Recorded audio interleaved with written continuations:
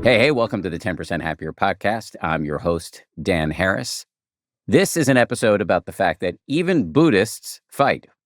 Even Buddhists struggle. Just because you start practicing meditation or practicing the precepts of Buddhism does not mean, as I often joke, that your life is going to be magically transformed into a nonstop parade of rainbow barfing unicorns. Perfection is not on offer, but the practice of meditation can help you manage the ups and downs of life more seamlessly, especially when it comes to one of the most difficult aspects of life, and that is interpersonal relationships. What you're about to hear is a conversation with the 5 co-founders of the Insight Meditation Society, or IMS. It's a legendary retreat center in Barre, Massachusetts, which just celebrated its 50th anniversary. But just because the co-founders, who were very young at the time of the founding, had a lofty mission, just because they were doing something Buddhist in nature, did not mean that it was all smooth sailing, as you're about to hear. My guests today are Sharon Salzberg, Jack Kornfield, and Joseph Goldstein, 3 teachers who have appeared on this show many times, along with 2 people I had never spoken to before this conversation, Jacqueline Mandel and Stephen Schwartz, who were right there at the beginning. I really appreciated this conversation because all 5 of these people have dedicated their lives to a mission that has changed so many other lives, including my own. If you are meditating today, it is highly likely that the karmic cause is the work of these 5 people. I should say, before we dive in here, if you're interested in learning more about the Insight Meditation Society, they have a website, dharma.org, and there you can donate to their latest project. They're building a new center on the grounds of IMS, because right now it is very hard to get into a retreat right there. So they're trying to build some more capacity so that more of us can practice on retreat. All right, we'll get started with the roundtable of the IMS founders right after this. A few things before we hear from our sponsors. I get 2 questions all the time. One question is, how do I maintain an abiding meditation habit? I keep falling off the wagon. That's what I hear from people all the time. The second question I get all the time is, I'm interested in Buddhism, but I don't know where to start. I have answers to both of those questions. The answers are slightly self-serving because I'm going to send you to my app, 10% with Dan Harris. But check this out. Starting this Sunday, July 12th at 4 p.m. Eastern, we're running a Summer Sunday live series with the great meditation teacher, Sharon Salzberg, who's going to do an 8-part series every Sunday for 8 weeks, where she takes one piece of the Buddha's Eightfold Path. If you're looking to get into Buddhism, a great place to start is one of the foundational Buddhist lists, and that is the Eightfold Path. You can think of it as the Buddha's cookbook for a happy life. And Sharon is going to walk us through each part of the Eightfold Path, and she's going to do so live and in community. So every Sunday at 4 p.m. Eastern, you can meditate with a bunch of other people, and the science shows that habit formation is often much more successful in the carpool lane. So you'll meditate as a group with the rest of us, myself included, and we will then listen to Sharon teach us a little bit, and then we'll all get the opportunity to ask Sharon questions. So it really is an enormous opportunity to deepen your practice and to learn more about the Dharma. Again, it starts this Sunday, July 12th at 4 p.m. Eastern. Go to danharris.com and sign up for the 10% with Dan Harris app right now to start your free trial. And we will be right back after this. Jack, Joseph, Sharon, Jacqueline, and Stephen, great to be with all of you in one virtual space. Sharon, let me start with you.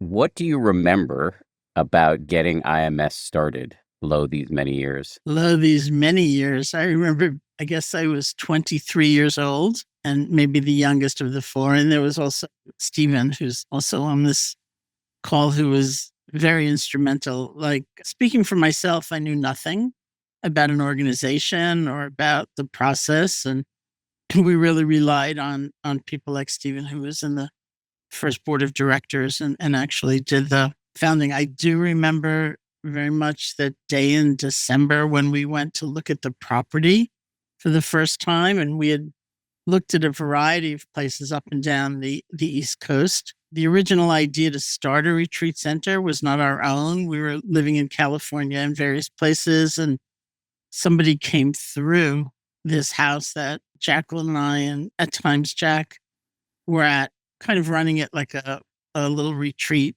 place where a few people could just come and do self-retreats, and we would provide food and things like that. And somebody came through who said to us, why don't you start a real retreat center somewhere? And it could be like a sacred site in the US. It could be a place where the kind of energy that gets created when people come together in this way doesn't have to dissipate. And he said, I know all the people who can help you. They're all in Massachusetts. So we went back to the East Coast. I'd never even been in Massachusetts. And it was people like Stephen and some others that really formed the first board of directors and looked for property and did the negotiation. And we did look up and down the East Coast. I remember somebody suggested we contact Catholic archdiocese because the country was in the midst of what we were quaintly calling the gas crisis. And these very large properties were very hard and expensive to heat. And so a lot of places like novitiates and so on were for sale. And sure enough, we went to this town called Barre, Massachusetts, and there was a novitiate for sale. And that was like the first glimpse of the place. Stephen, since Sharon referenced you there, anything to add to her first foray into this reminiscence? When Joseph and Sharon called from Boulder and said, could you help us make this happen?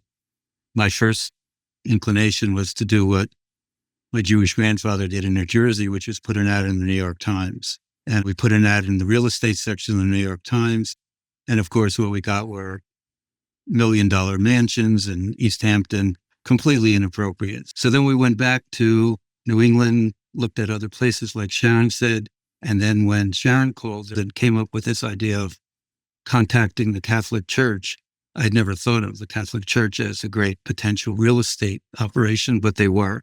So I wrote letters to every archdiocese in New England, and the archdiocese in Worcester had a lot of extra property. So that's how we got focused there. The real estate agent for the one in Barre was most engaging, and he said, you really want to buy this place. So I said, let's try it. What's the price?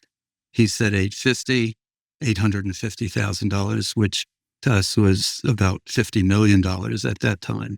And again, learning from my grandfather, I figured if he said 850, I should go 1/8 of that. So I offered 1 1/4, and we settled on 150.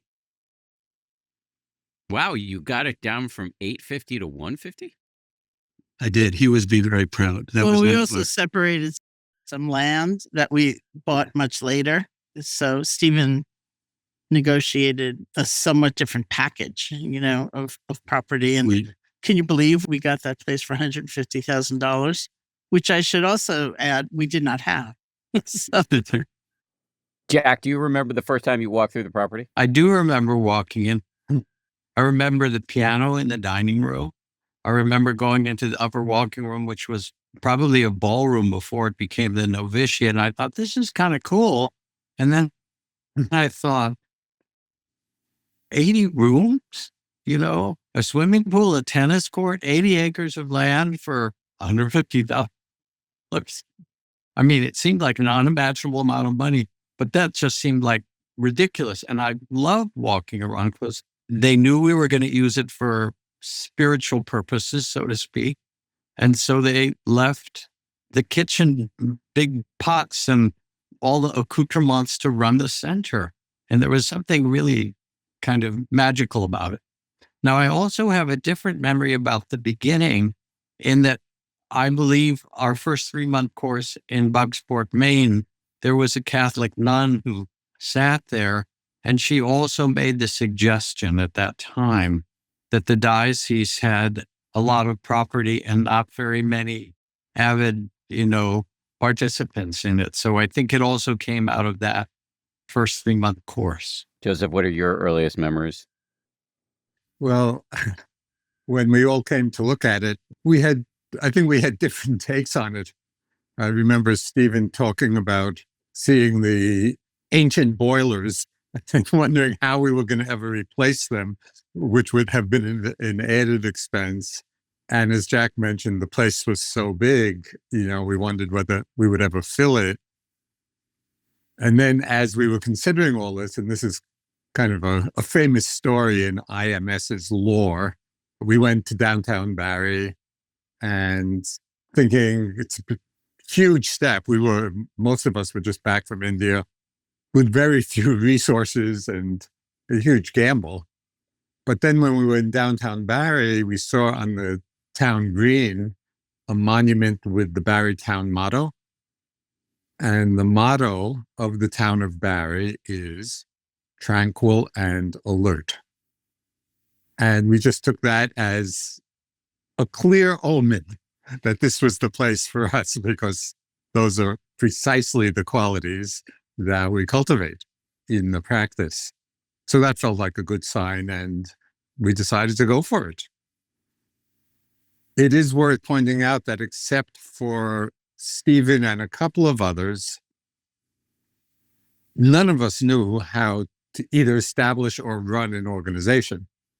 We were all very immersed in Dharma practice and energized and enthusiastic about coming back from India and sharing what we learned. But there was another whole learning curve that took about the next 20 years to figure out, okay, what's the best way to run an organization? So there are parallel developments in all of this. There was the physical facility, and then the inhabiting of it in a really skillful and harmonious way. That took time. That was basically about us growing up. Yeah, exactly. It's also an interesting movement from Asia to America, from east to west, and trying to figure out, like, what should it look like here? We were very immersed in a world where you didn't pay for retreats, even housing, often like in Burma, because you didn't pay for room and board because everything was offered by the people of the village, or the community. And so, I remember sitting in those early board meetings and Stephen or somebody would say, well, we have to give the staff health insurance.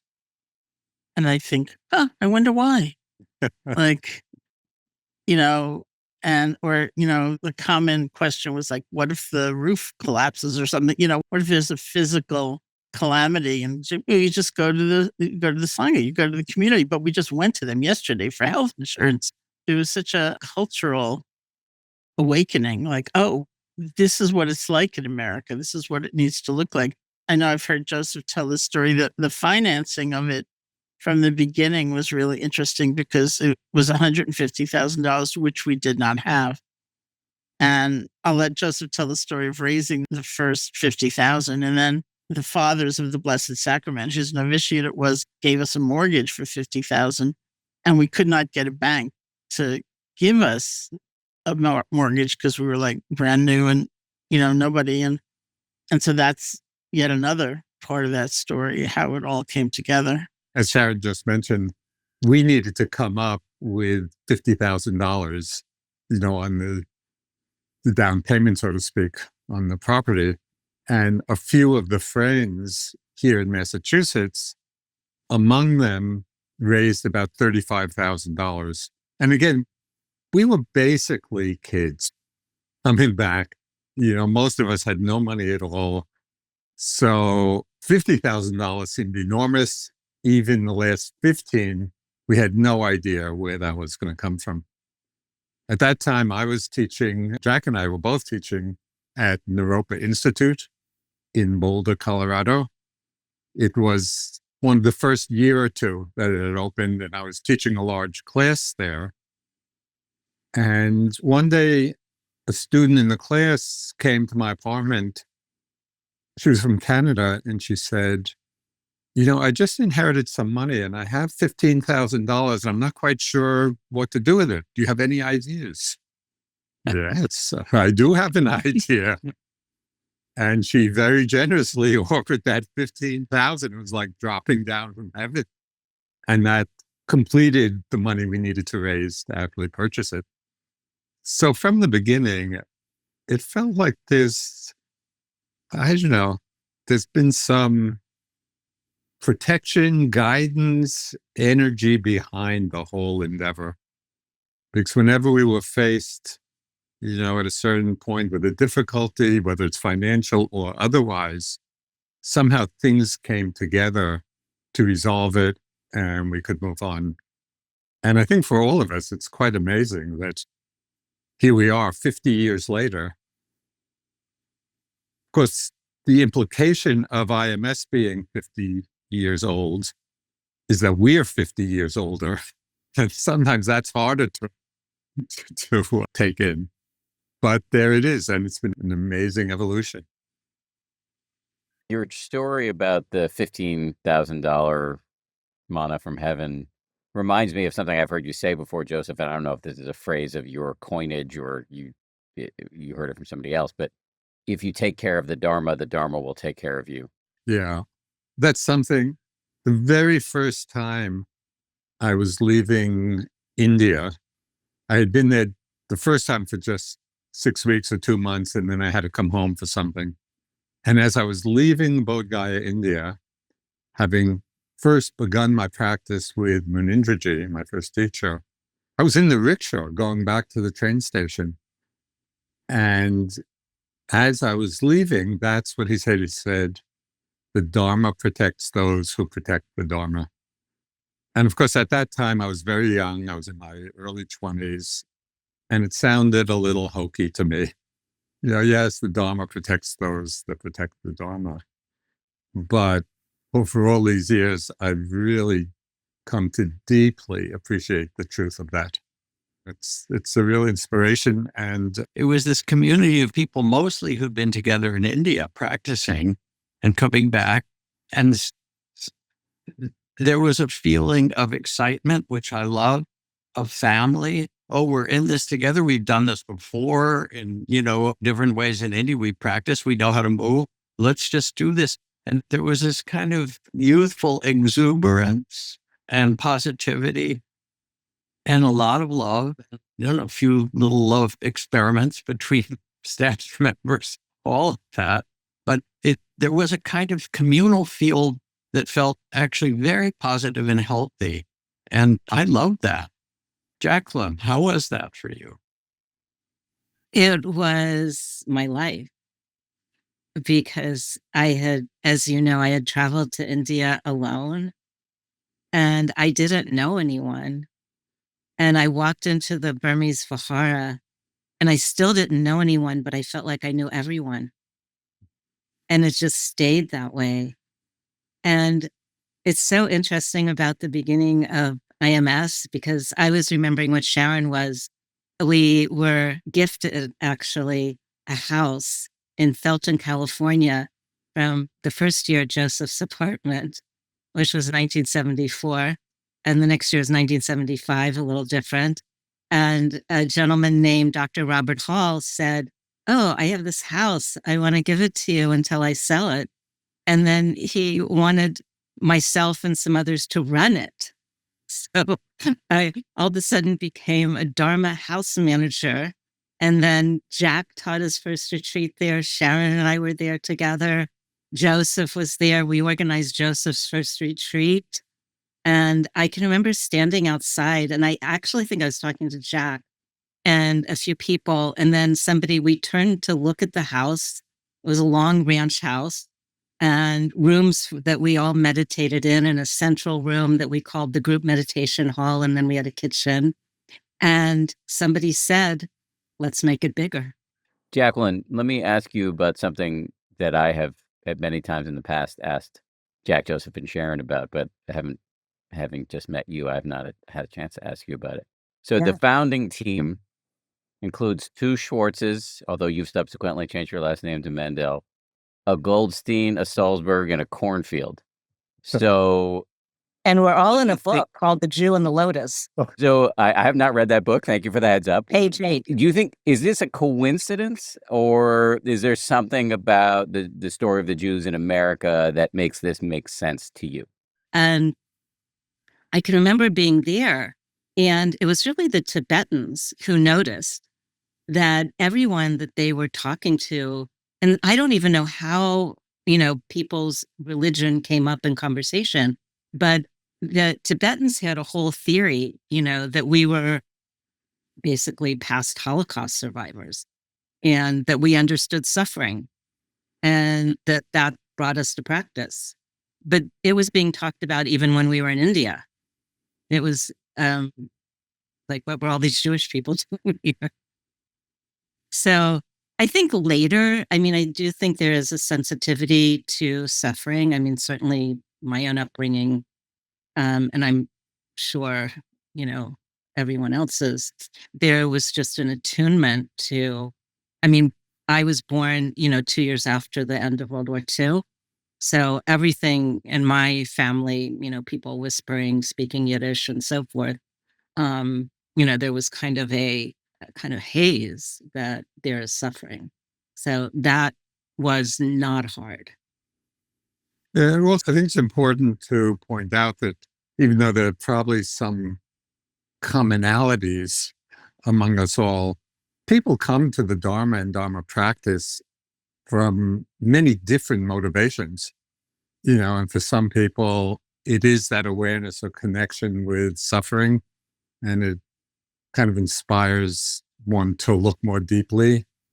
But I can't say that that was my motivation or a big part of what drew me to India. For me, it was much more, I would say, a philosophic interest, a pragmatic philosophic interest in just understanding my mind, and that just was such a compelling force in me. And especially at that young age, in early 20s, when, many people at that age are still trying to figure out their lives and the world and their place in the world. And just looking at kind of the inner angst and confusion that is often there, in one's early 20s. And I remember at one point, this was still when I was in the Peace Corps in Thailand before coming back to the States and before my practice in India, just looking in the mirror in the midst of kind of this inner confusion, really. And who is it that's behind the reflection? Who's in there inside? And then when I first went to India and met Munindraji, he said something so simple and so straightforward when he said, if you want to understand your mind, sit down and observe it. So years later, a center emerged where people can sit down and observe their minds and really discover themselves. So it's just interesting to me, and especially among us and also working with so many people over the years, that people really do come to Dharma practice from many different sides, and different motivations. And in fact, the motivation can change, in the course of practice. So it's a really tremendously rich unfolding, I think, for all of us personally and for all the people, that we've worked with. Sharon, looking back to the beginning 50 years ago, talked about the 20 years of growing up and learning how to become a functioning center. Was that the hardest part of the endeavor, or was it something else? That was difficult and challenging for sure. Looking back, the way we got the last bit of financing, by the way, was that some friends went since we couldn't get a mortgage from the bank, some friends went and personally co-signed loans so that we could get that last 50,000 and open up. So our mantra, like in the teaching team, was we can always close in a year. If it doesn't work, we'll just close in a year. It was completely unknown, what would happen. And it seemed so large physically, it was like could sleep so many people, and who in the world was going to come? But we took care not to repeat that mantra in front of the people who personally co-signed the loans. Like we had a different spirit than they had. It was all challenging and interesting, because I think of a couple of things. One is, Joseph talked about people coming to practice from different motivations. But in those days, whatever your motivation was, it was strong.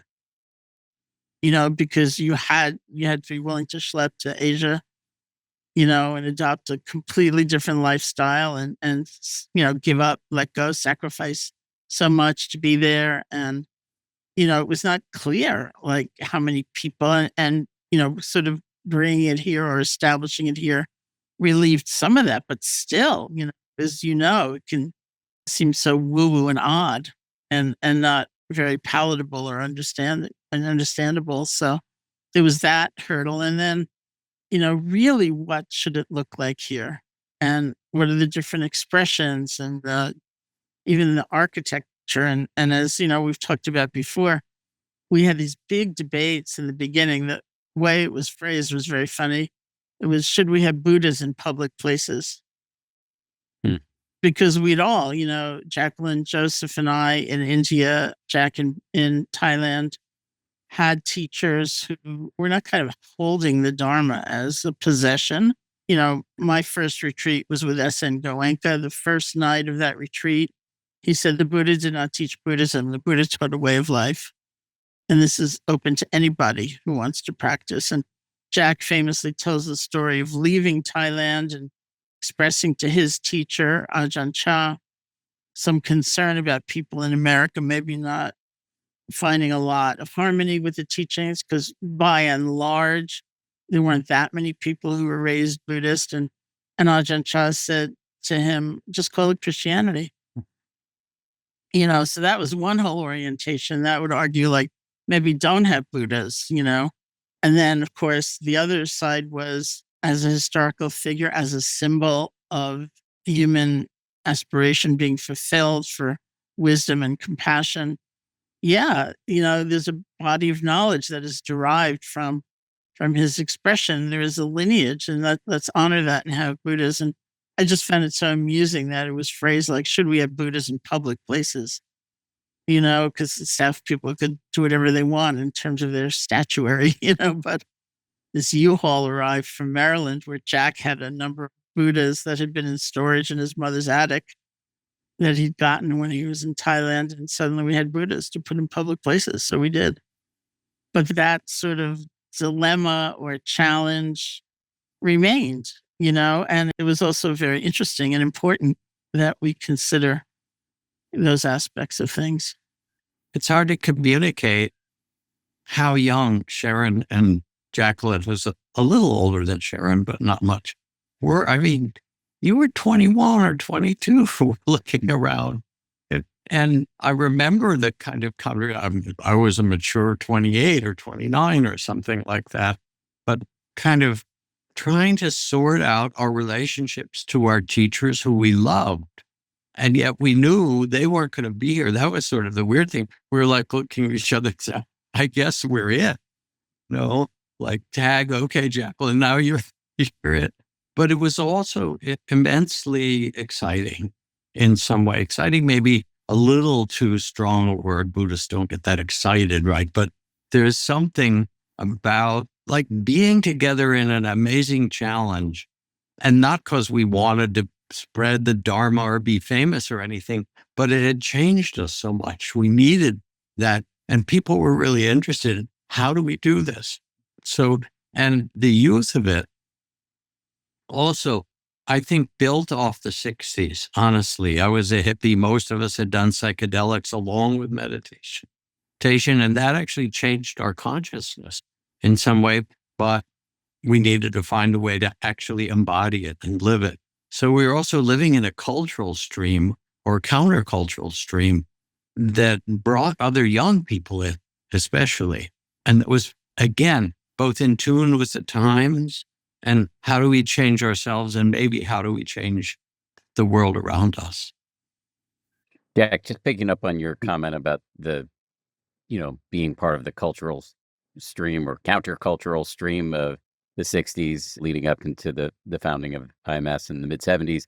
I sometimes think about, and I don't have any math on this, but I think the vast majority of the people who were part of the counterculture then got absorbed into the mainstream culture and became normies or straights or whatever you called them back then, got regular jobs, shaved their beards. But you guys didn't. And in some ways, you're still living the norms and ethos, whatever the plural of that is, of the 60s. We're not normies and never will. I just also want to highlight one aspect of IMS's founding, which I think is somewhat unique, not completely, but somewhat different than the establishment of other centers in this country, starting back then and since. Many other centers start and are founded by an Asian teacher who has come to live in the States, and they become the main teacher of that center and really imbue it a lot with kind of the cultural norms to some extent of their Asian background. At IMS, it was not an Asian teacher who founded it, right? Once we established it, then we would invite our teachers. And so we have this very strong connection to the lineages, but they weren't involved in the establishment of the center, which in a way gave us a lot of freedom to just experiment and explore and see what would be appropriate in this culture, what's not appropriate, what's helpful or not. So that I think was just kind of a unique situation, and all of us coming back from Asia and setting it up first and then inviting our teachers to come and visit rather than to run the place. And so it's given IMS, I think, a unique flavor in that way. One of the things we had to decide in line with that was I was put in charge of incorporating the organization. And under the Internal Revenue Code, there's a section for charitable organizations that many other nonprofits have. But within that, there's a special preference for a religious organization. And within that, there's a special preference for something called a church. But to be a church, to be organized and incorporated as a church, you get a number of privileges and immunities from federal government oversight. So that was ideal. But the problem was that the rules of the IRS was, in order to be a church, you had to demonstrate a tight connection to a lineage and the actual practice of what was called sacerdotal functions. I had no idea what sacerdotal functions are, but they basically mean practices. And so I thought this was a great idea, but I had no idea how to implement it. So I spoke with Jack, Joseph, Sharon, and Jacqueline, and we came up with this idea that we didn't want to be tied to a particular lineage, as Joseph said, because it didn't want to be associated with one teacher. But many of us, but especially Jack, Joseph, Sharon, and Jacqueline, were connected to three teachers. Manindraji's teacher in Burma, Mahasi Sayadaw, Goenka's teacher, U-Ba Khin from Burma, and Jack's teacher from Thailand.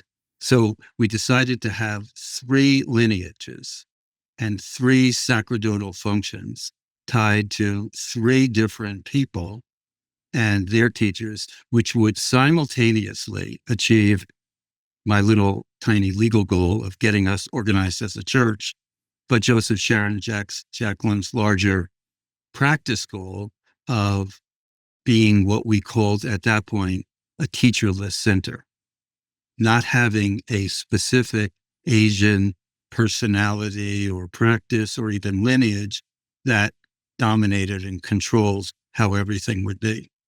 I remember there were moments when we had a conversation, should there be robes for our teachers, right? What should they wear? It was really, an unknown palette. But a few of the things that were really important are to IMS and Spirit Rock as it's grown. The first is that we did team teaching, which was pretty much unknown in Asia. And it had a beautiful Dharma effect because people could hear the Dharma from different voices and languages, and it would strike people in different ways. So it was very healthy for the students to hear that. And it was also great for us. Of course, we didn't know what we were doing. And so we could turn to one another and support each other in some way.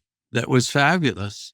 Also, what happened, remember from the first 3-month retreat, and Joseph was maybe reading some passage from our patriarchal Buddhist text. And some feminists at that time, there was a lot of them beginning of widespread feminists would say, what's with all these men? And we started to realize we're not in Kansas or Asia or wherever anymore. We really have to change the culture, the language that we use to not only include women as teachers more and lay people, which was unknown in Asia, to have very rare, Goenka was an exception, to have a major center that wasn't founded by a monastic also. So all these kind of big cultural changes as lay teachers trying to integrate it into a different culture and have multi-traditions, which was really healthy for people.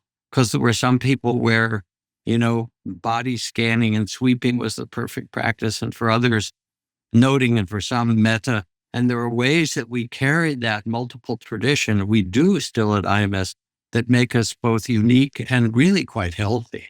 And in some way, inspiring for each of the different people that come. Multi-tradition, multi-lineage, but really focused, I think, in one of the many schools of Buddhism, the old school, Theravada. Was that a deliberate, I'll throw this to you, Sharon, was that a deliberate decision? And did it create any controversy or turmoil over the years? Everything creates controversy and turmoil. It's like, you're talking about 50 years, of like not knowing what we're doing and trying the best we can. It was a conscious decision, even though in our personal lives, many of us, maybe even all of us, have studied and benefited from, teachers in other Buddhist traditions or other traditions. Altogether, we did make a decision that there was a kind of power for the programs offered through the center, that there would be some boundaries, and that it would be from the Theravada tradition, and there was enough variety and richness within the tradition to have many, many aspects. But yeah, even though, I might study with a Tibetan teacher or any of us, I remember the wave of people doing sesshins, with Zen teachers and things like that. We did make a decision that for the center, it was one thing in our personal lives and our personal transformation, which is the way it would be brought back, would be through our own understanding, if that was changed or tempered in some way. But we were going to just keep things simpler and just have people within that tradition. I asked Sharon a little while ago what were the biggest challenges over the years. Jacqueline, let me bring you back in. From your POV, what in those early days or beyond, what were some of the biggest hurdles? Well, for me, and I think for some of us, my first teacher was S.N. Goenka. As Sharon mentioned, that was her first retreat. It's also where I met Sharon. It's also where I met Joseph. And, coming to Buddhism was like stepping into another world that was so extraordinary. And there was so much love and so much reverence. And then coming to IMS and realizing that, I would not always be following the exact way that Goenka wanted us to follow as a student. It took me a while to really, Jack actually had to do a guided imagery with me. And I was sitting on the floor and he was pretending he's Goenka. And I'm telling Goenka that I'm going to study with other Theravada teachers. And I was it's a guided imagery. And I'm like nervous. And because I just respected Goenka so much and he gave me everything. Sharon and I sat with him all night under the Bodhi tree, after we got invited to his only self-retreat of the year, and only old, very mature students, were 20 years old, could do that. And then we walked up in silence to the Bodhi tree and sat there in the different parts. You could go in, and we sat on the upper level and we meditated with him until early morning when he started chanting. And to think that I was going to be leaving this person who gave me everything, it was really hard. And when he came to visit in Massachusetts, after I'd already been a nun with Mahasi Sayadaw and Taungpulu Sayadaw, and Taungpulu Sayadaw was visiting, and I went to say to him, my first teacher is up the road. What should I do? And he said, go see him. And that was a big deal for me. And I went, and they put me in the front row, which is, where the old students sit. And, I went up to him and I said, I ordained with Mahasi Sayadaw, Taungpulu Sayadaw. And he was so kind. I was so grateful because I had been, he expected so much. So it was a huge hurdle. And I think as all of us went through that with Goenka, but especially for myself, it was my first teacher, it was my heart. Let me just give you an example, because it's something Jacqueline said, not really on the topic she was talking about, which is very true, not just for her, but when she mentioned Taungpulu Sayadaw, I remembered a time when Taungpulu Sayadaw was a very great Burmese meditation master, and we invited him to come to IMS. He was in the States, and he said yes. So we put out all these announcements like special appearance and, great master, rarely seen. And, so all these people came to hear him give a talk. And in the tradition, really old style tradition, when a monk is speaking, they have these big sort of round fans that they carry around with them. They put the fan in front of their face because it's not a person speaking, it's the dharma. And so you have like zero glimpse of their face, their eyes, their smile, if they're smiling. And so he sat there in front of all these people who came for our, very puffed up announcement, great master coming, holding that fan in front of his face. And there was a lot of distress in the room, because there was no sense of the human being who is making this offering to you. And it's meant to not be a sense of the human being making the offering, but just this sort of all-pervasive truth. And that would just be an example of, East and West. And, what do you do here? And this is the tradition. You have to respect it. And at the same time, it's not really working necessarily in the way that it was meant to be working. So hearing Jacqueline talk about Taungpulu Sayadaw brought that back. There's another Taungpulu story from the other side, and this involves Jack. We were both visiting Taungpulu Sayadaw in California at the monastery that was set up for him there. And we had been teaching, a couple of years by then, and it was very busy, full schedules. We were really working quite hard and maybe experiencing a little burnout, energetic burnout. And I remember Jack and I went to see him, and Jack was describing, is there some way to kind of protect ourselves energetically in meeting, all of these people and absorbing all of their energy day after day. And, it took a certain toll, especially in those early years as we were just learning about teaching. And I think Jack had in mind something like, this great master will, give us some meditative technique of setting up a energetic shield of light or something, to protect us. And Taungpulu listened to the lament of being really tired and burned out a little bit. And he thought for a moment and he said, just take more vacations. That was the great wisdom from shorter retreats and more vacation. We should have followed that. And one of the beautiful things at IMS, even though we were quite deeply committed to the Theravada tradition, we have been able to host this wide range of teachers, both within the Theravada tradition, like Taungpulu and Sayadaw, Ajahn Chah, and U Pandita Sayadaw, and many others. But we also have been able to host, at least as visitors, the 16th Karmapa, and Sungsan Sansanim, the Korean Zen master, and others.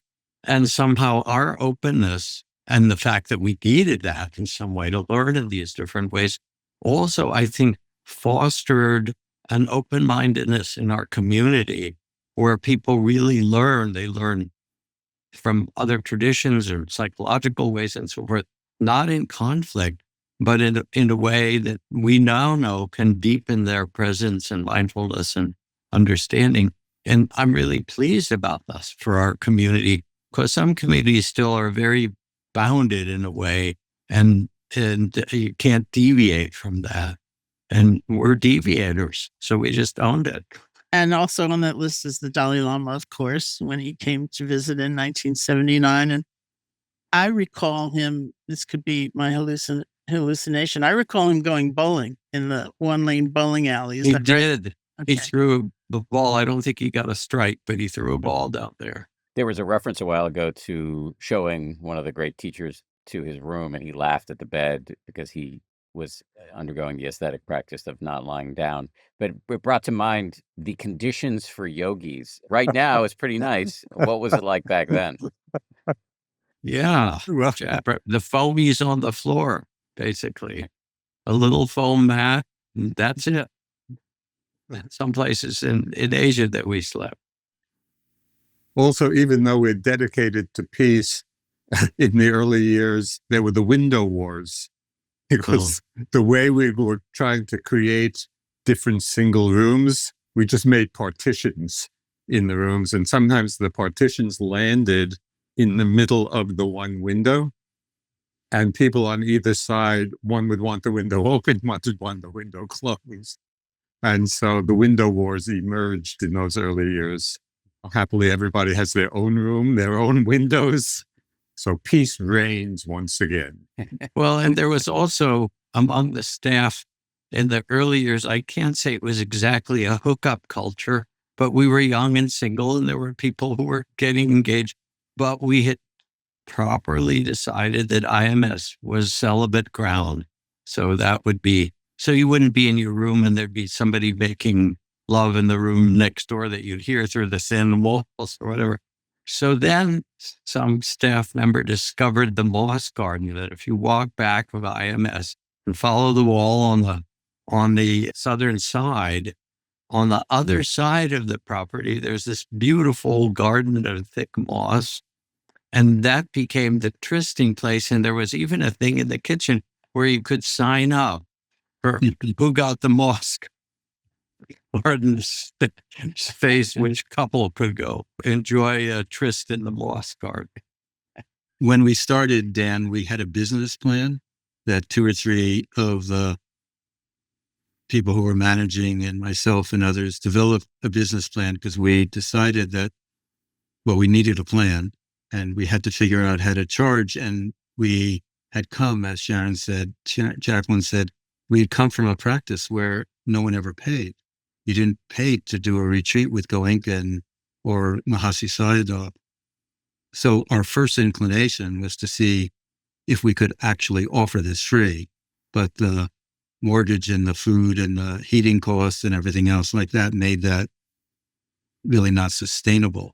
So we came up with a budget. The budget was, as we said at the outset, $6.50 a day. We got that number by adding up all the costs that were mandatory, like heat and food, divided by the number of projected yogi days, and hope for the best. We hoped that there'd be that many yogis who would come to that many retreats, so the budget would not be a major shortfall. As Menindra had taught us, we trusted the Dharma. The numbers turned out to be in the ballpark until the costs went up. And so one of the most ongoing challenges of IMS has been, what should the daily rate be? Taking into consideration our commitment, everyone's commitment to offering the Dharma for free, dealing with realities like maybe we should buy beds instead of having everyone sleep on full mattresses, and wanting to make the Dharma available to people who were less privileged and of different cultures and communities so that we could have scholarships and so on. So that's been an evolution that actually has been quite exquisite, because it started with an intention to never take money except as a pass-through to someone else, and to enlarge the community who could participate without a barrier of cost. Just to highlight the commitment to that from early on, our first staff, I think there were 8 or 10 people on the first staff, and their monthly stipend was $25, $25 a month. So a lot of people contributed to the founding and the development of IMS because of their passion for the Dharma, and at that time, people were willing to do that. Of course, things have changed since then, but it was inspiring in those beginning years. We were all young and we were able to do that, but it was really inspiring that people joined together to create this place. Which leads me to the state of IMS today, and it's really changed. And it's not just IMS. In Barre, there is what I sometimes refer to in ways that I'm sure you guys will dislike, a kind of Dharma Disneyland, where you've got IMS, you've got the Barre Center for Buddhist Studies, you've got the Forest Refuge, soon a new retreat center, as yet unnamed, across the street from the former novitiate. And so, Sharon, let me go back to you. Just your thoughts on what has grown out of that initial seed planted 50 years ago right there in Barre. Well, a huge amount has grown out of it. And, I can't speak for all of us at the very beginning, but for me, I had no clue that what happened was about to happen. We really went through, this place sleeps 100 people. There'll never be 100 people who want to come meditate. It was before the research, before the science, before Jon Kabat-Zinn had his big thought sitting at IMS, where he had the thought, you could take all this, relanguage it in terms of science instead of Buddhism, and bring it to health, and then bring it to education, and call it mindfulness-based stress reduction. And he said he got up, it's just like this 20-year plan came up in his head in his meditation. He got up, he wrote it down, and then he did it, which obviously had huge influence. So I never could have imagined what has happened. I go to places sometimes, a university or a business, and I think, wow, I never would have guessed these people would be interested in bringing a meditation teacher in.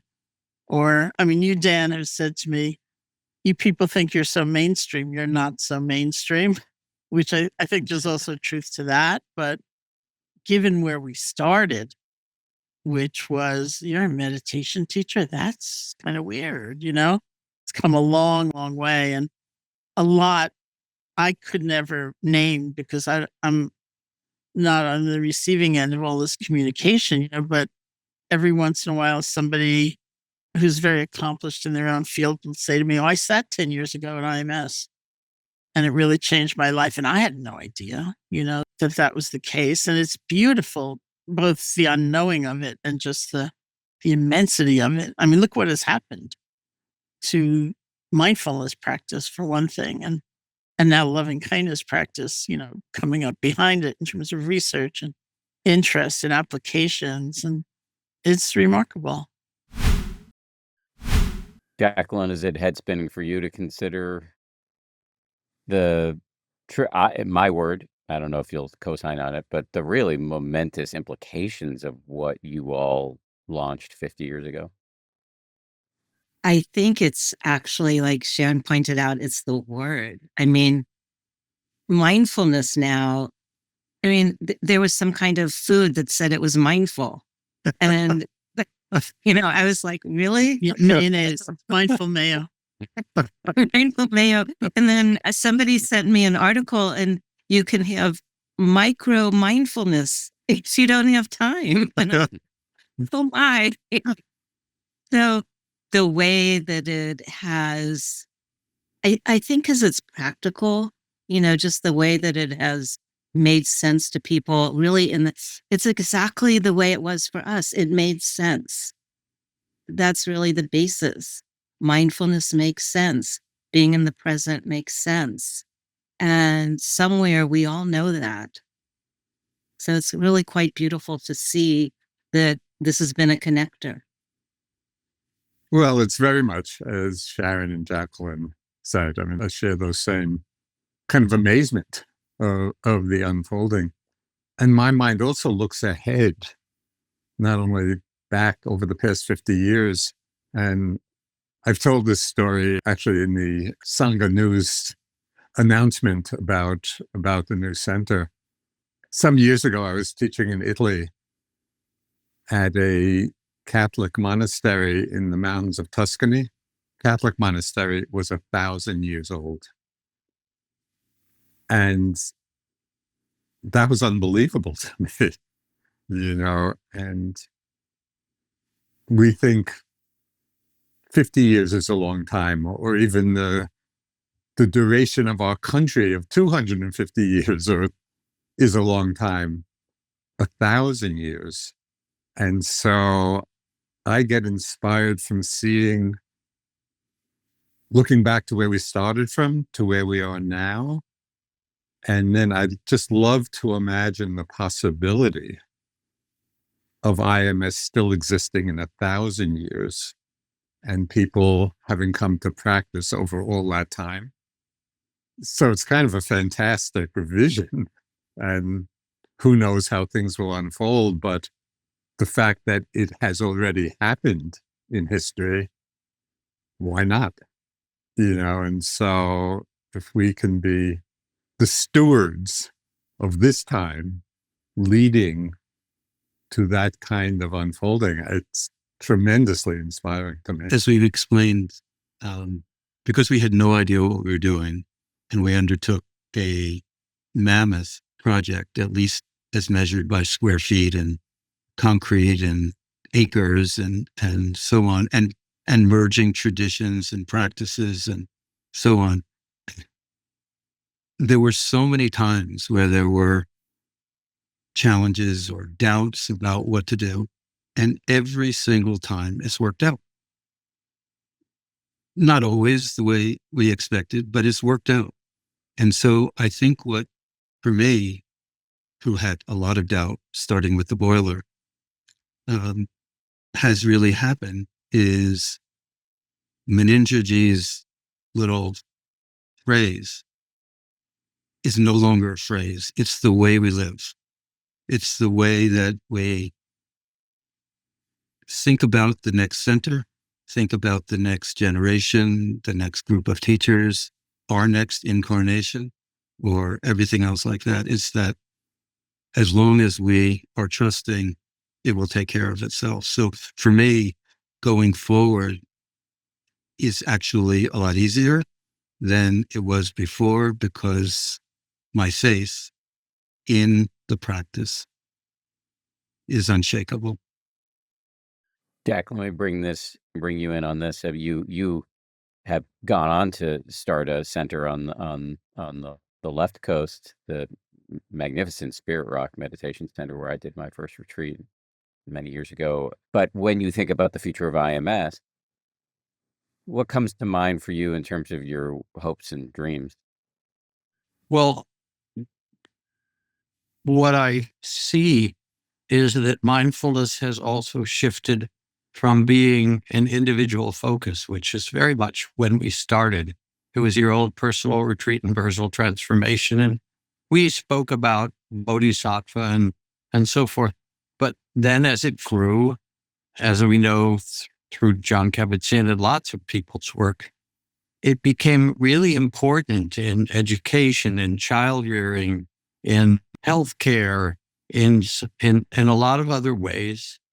And now it feels like we're in a global cultural moment where it's very obvious that no amount of new technology, not AI and computers and space technology and nanotechnology, is going to stop continuing warfare and racism and climate change, because all those are resulted from the human heart. That's really where it all starts.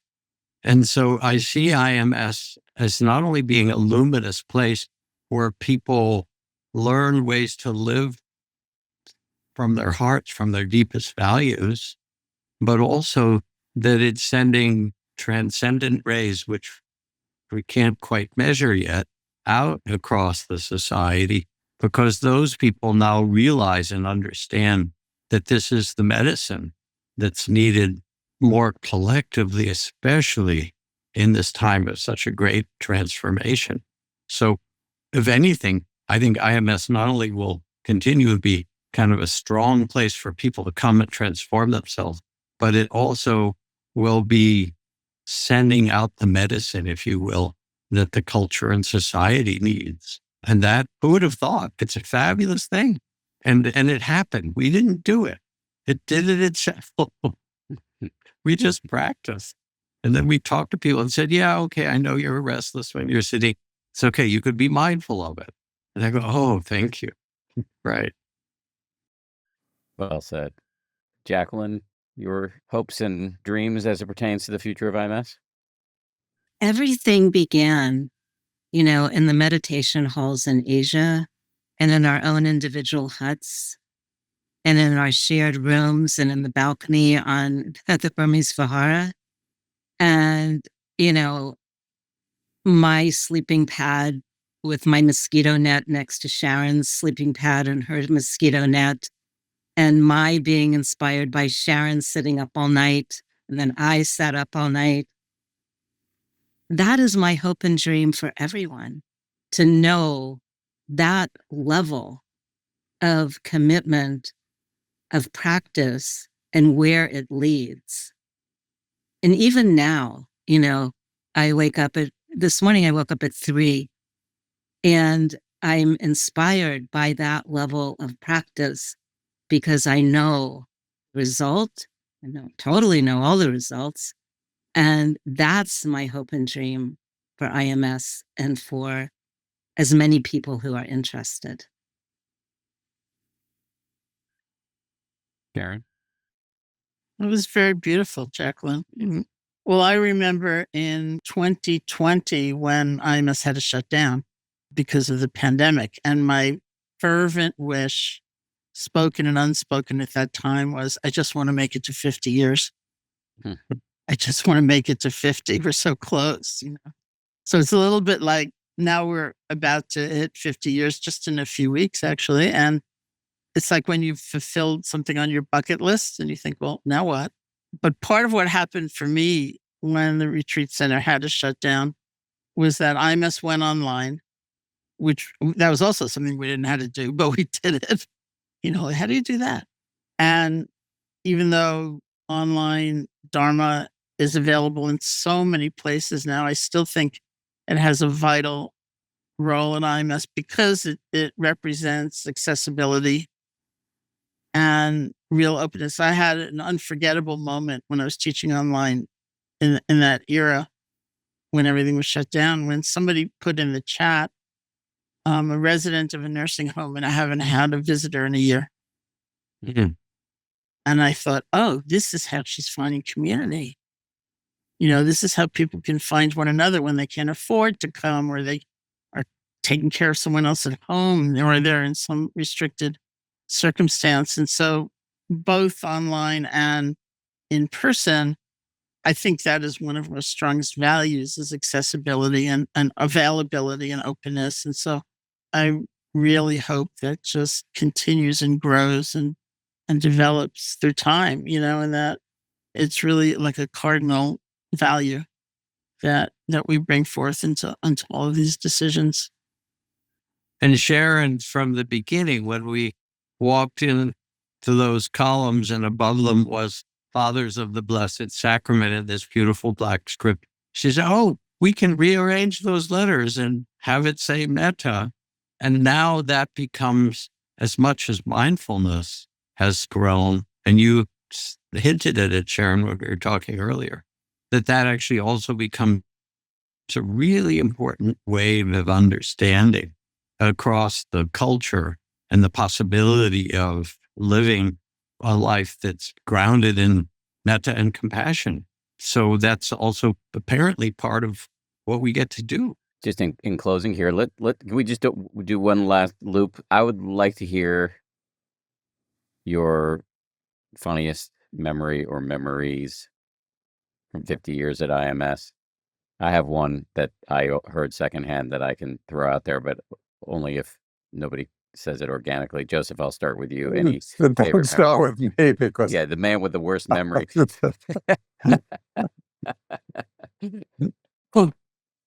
I'll start before Jack tells my story, because I've often heard him tell my story, which was we were doing a go around at the end of a 3-month retreat. And one of the participants said, the thing that astonishes me about IMS is that it was founded, has grown, and is flourishing without any adult supervision whatsoever. So that was both accurate and pretty funny. Well, but wait, Sharon, your other memory, I know because you sent me a coffee mug that has the words on it.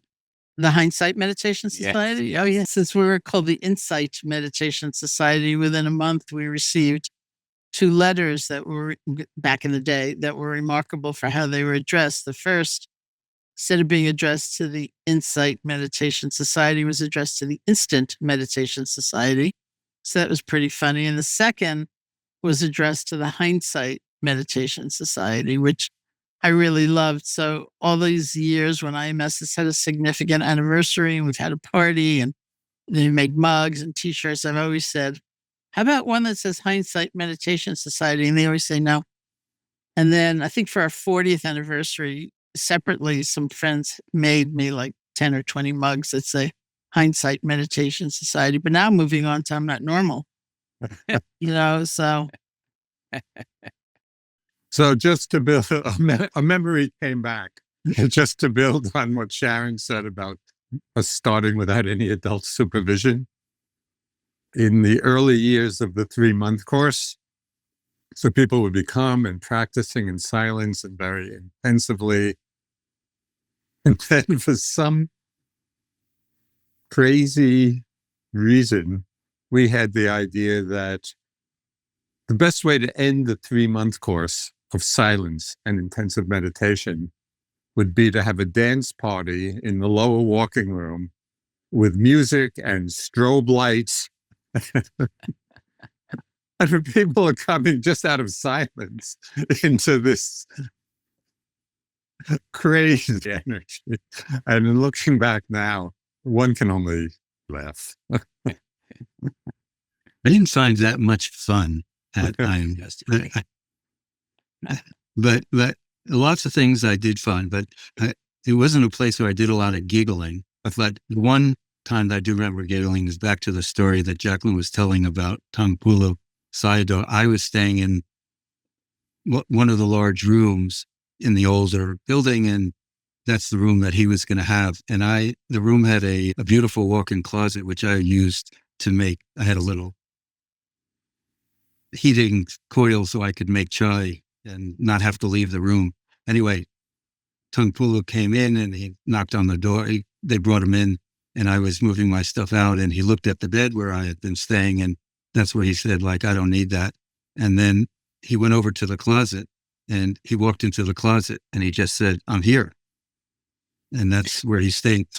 That's where he stayed for the entire retreat that he taught, except when he was down in the hole. He just moved into the closet.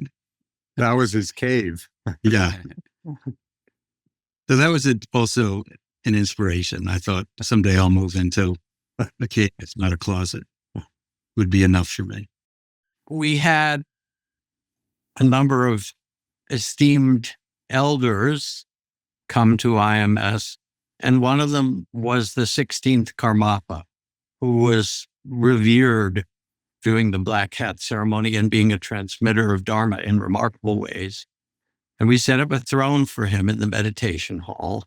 And he was sitting there. We were all receiving teachings.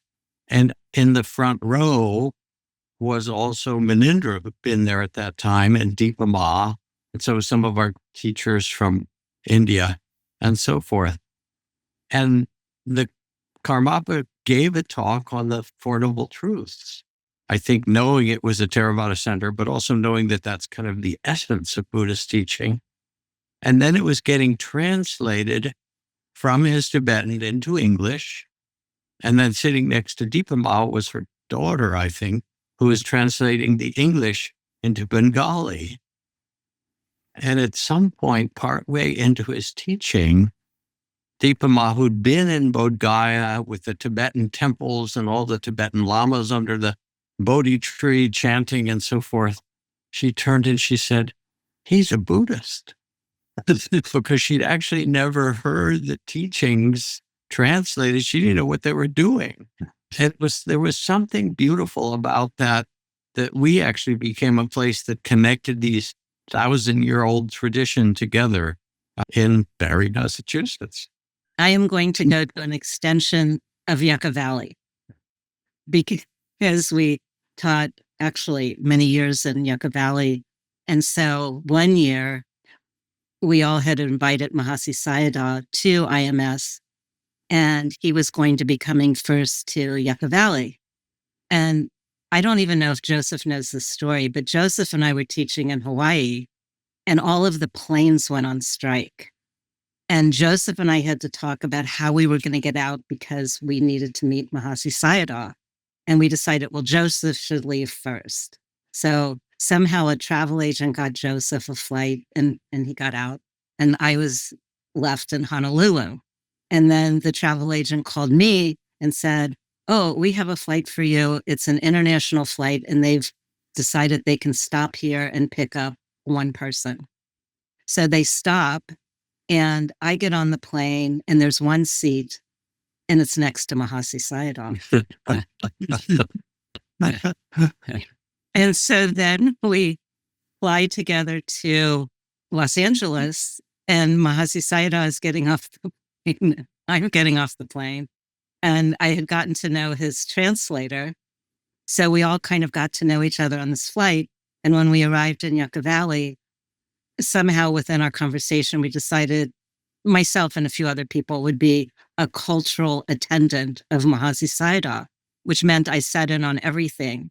So we asked Mahasi Sayadaw, "How long would you like for your interviews?" And he said 3 minutes. And there were lines of people outside of the door because no one could keep their interview to 3 minutes. And then we decided, okay, we'll have a group interview for him. So then I'm sitting there with the translator in a group interview, and somebody starts telling, which happened all the time, their life story and some drama that took place in family. And I'm cringing. This would never happen in Burma. So I turned to the translator and I said, "Does Mahasi Sayadaw understand?" And so he translated that. And then what came back was, yes, Mahasi Sayadaw understands suffering. That's a beautiful story, Jacqueline. Yeah. Well, before I let you all go, anybody have anything else they want to get off their chest? Those of you who are listening to this, to feel the level of devotion and love that's behind everything that happened for 50 years. The people, you who are listening, among them, have brought such good hearts and such deep interest in the possibility of learning and awakening. And that beautiful energy of devotion and love is really what made it happen and what makes going to IMS for everybody a field of profound transformation. Well said. Jack, Stephen, Joseph, Sharon, Jacqueline, pleasure to be with all of you, and genuinely as a yogi, thank you. Thank you so much to everybody who worked so hard to make this show. 10% Happier is produced by Tara Anderson and Eleanor Vasili. Our recording and engineering is handled by the great folks over at Pod People. Lauren Smith is our managing producer. Marissa Schneiderman is our senior producer. DJ Kashmir is our executive producer. And Nick Thorburn of the great indie rock band Islands wrote our theme. One last thing I want to say before you go. If you enjoy this show, please do me/us a solid. Follow the show and leave a rating and a review on whatever platform you watch or listen to us on. It only takes a minute. It's free, and it really helps new people find us and spread the good news that the mind is trainable. Thank you. Sincerely, I mean it. Thank you.